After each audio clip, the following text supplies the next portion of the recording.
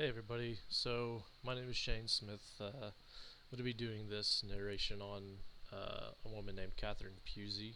Um, First met Catherine while working at UVU in the Philosophy and Humanities department.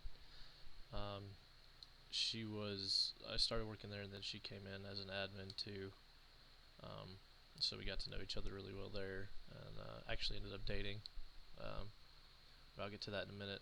So she has dyslexia. She's known about it for a while since she was a kid.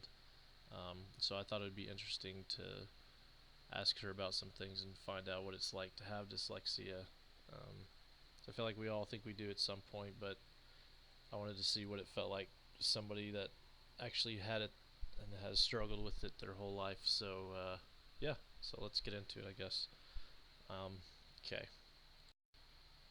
So this is her class right now. She's a teacher. She teaches sixth grade up at Traverse Mountain Elementary School. This is her current class. These are all the kids that she teaches. Um, so we'll get into that here in a second. So that just proves you can be a teacher if you have dyslexia. Uh-huh. So a little bit about her. She grew up in lower class income family down in Price, Utah. She lived there a little bit of her life. She didn't really like school or reading growing up. I can see why that would be for someone who has dyslexia. I mean, I didn't like it myself enough, but I can't imagine what it was like trying to have it with that condition. Like, that just probably made it just terrible. She was social. Like, I mean, she likes, being around people, but she didn't necessarily like talking in front of people, which I guess is understandable because of it. Um, if it's something you're very conscious about, then that could probably limit how much you want to or are able to say in front of others. She found out early in elementary school that she had dyslexia. Um, I guess her parents and her teacher were noticing that there might be an issue there, so they got her checked out, and it ends up turning out she did have dyslexia. So she started meeting with a specialist at her school to improve the communication, um, help her make sure she doesn't get too behind in that. And so, like I said, now she's a teacher herself, and she loves it. And she still struggles with it, of course. Like she has her kids correct her sometimes, which is kind of funny to think about. But she doesn't let it get to her. She's used to it. She expects it, so it's not like embarrassing or anything. Typical day for her. She wakes up way too early. Like she lives down in Provo. Drives up to Lehigh every day. It's better than where her last job was. It was about an hour drive there every day, so it's a little bit better. Um, she gets there, she makes last minute plans, and then the day starts, and have 31 kids to take care of all day. It can be quite a hassle. On top of that, she's got to correspond with parents and staff and other people and try to work things out, do logistics with folks. Um, and then, like I said, throughout the day, she'll be corrected by her students or other teachers, but that's okay. She's okay with it. She lets them know so that if it does happen, to let her know because it's not really anything to be embarrassed about. I mean, it's not anything you can help, so like why worry about it? Then she comes home and relaxes. We usually spend some time together. Like I said, we're dating now, so we'll spend a lot of our free time together. We usually try to have dinner together. It's really good bonding time, I think. She's an amazing cook. It's probably the best food I've ever had, and probably making me fat, but that's okay. It tastes good, so you know it's all good. Then she gets ready for bed, goes to bed, and gets ready for the next day. So can't have too many late nights, or else it'll catch up to her. Sorry, some of the challenges that she has, like I talked about already, is she'll be corrected throughout the day, whether it's by students or other teachers. Um, but if she is planning on working on someone a long time, like on a project or something, she'll definitely let them know that she has dyslexia. That way, they'll like be a lot more understanding and know why she keeps like fumbling words or letters or whatever. Um, I mean, it's definitely for her benefit, because she might not know she's doing it. So it's good to have somebody else there.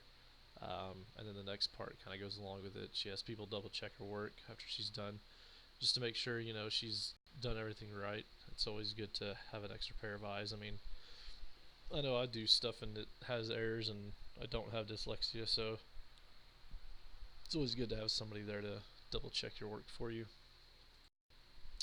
And then this is when she graduated. She graduated in last May 2019.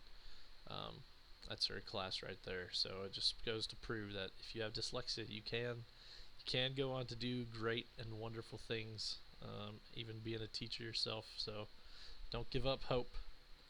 Then for assistive technology, she doesn't use any right now, but growing up, she did have a voice to text machine that she used to help her. It malfunctioned a lot. I don't know if that's common for a lot of technology like that, but it malfunctioned a lot, and that's kind of embarrassing when you're a kid because I think kids are a lot less, um, what's the word? A lot less like lenient with stuff like that. Like they're more quick to make fun of sometimes. So that could be definitely embarrassing.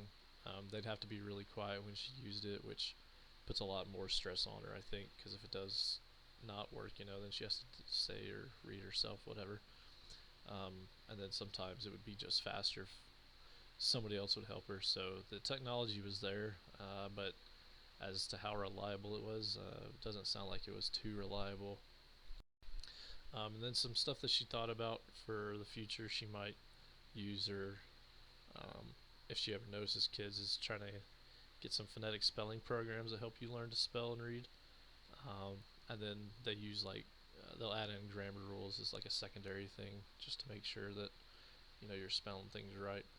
A talk to text is like kind of what she had. I can double check whatever the person said, and then you can write it down that way. That way, you always have someone checking your work with you. And I didn't know about this, but I guess there's maybe some mind mapping software that can help you plan out work and make it coherent. Because I would imagine if the person who has dyslexia kind of gets, flustered or whatever, they start talking fast, they might not even realize they're saying the wrong thing. So it's good to have that extra backup. And then I guess some technology, some software that could detect people who have dyslexia earlier in life, just so the easier it is, or the earlier and easier it is to spot it, the better off the kid will be, so you can get them help going right away. Because those are some crucial years where the kids are developing their brains and reading and listening and talking skills. So as soon as early, or as soon as you can, the better. Sorry, my phone just thought I was saying serious, so it it popped up. Whatever. And then here's her third grade class that she taught last year. This was her first time teaching all on her own. It was an intern job with UVU, but it's still, she's still an actual teacher. So this was at over in Kearns at Westbrook Elementary. Um, I guess that was their Halloween party. Those kids are cute. So yeah, that was it. Dyslexia. I don't think I've known anybody besides her that actually had it. I'm sure I did. I just didn't know about it. But I definitely notice it every now and then when she's talking, or definitely when she's writing or texting. Sometimes I'll definitely notice it then, and I think it's kind of cute. I'll laugh about it, and then just let her know about it, so she knows that she's making the mistake, so she doesn't do it in the future. That's about it. Um, it's not too. I don't think it's too severe of a thing. I think she's been able to handle it quite well over her life. She's learned to cope with it, which is good. And she doesn't shy away from the fact that she has it. It's not like an embarrassing thing for her. And like I said earlier, it shouldn't be. I mean, it's just it's not anything you can change. So you might as well just learn to deal with it and accept it. Um, so yeah, that's it on dyslexia. It's interesting to read about, learn about. So yeah, there you go. The end.